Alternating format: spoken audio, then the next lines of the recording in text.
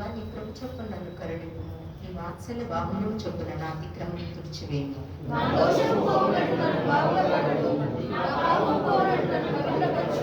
నా అతిక్రమం నాకు తెలిసే ఉన్నవి, నా పాపం ఎల్లప్పుడూ నా ఎదుటనున్నది.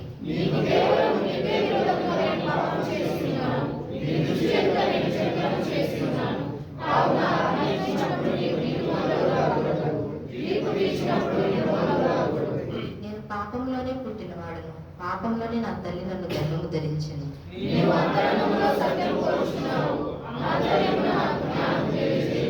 నేను పవిత్రుడగునట్లు హిస్సోపుతో నా పాపమును పరిహరింపుము. హిమము కంటేను నేను తెల్లగా నుండునట్లు నీవు నన్ను కడుగుము.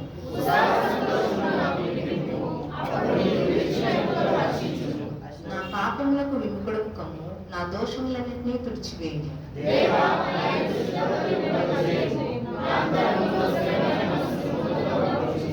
నీ సన్నిధిలో నుండి నన్ను త్రోసివేయకుము, నీ పరిశుద్ధాత్మ నా ఎదురు నుండి తీసివేయకుము.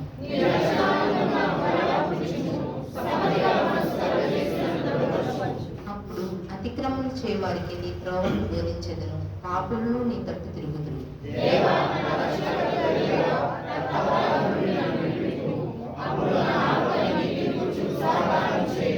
ప్రభువా, నా నోరు నీ స్తుతిని ప్రచురపరచునట్లు నా పెదవులను తెరుగుము.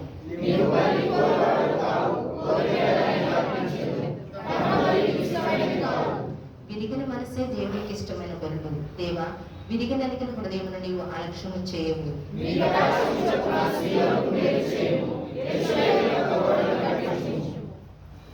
చివరి వాక్యం అందరం కలిసి చదువుకున్నాము.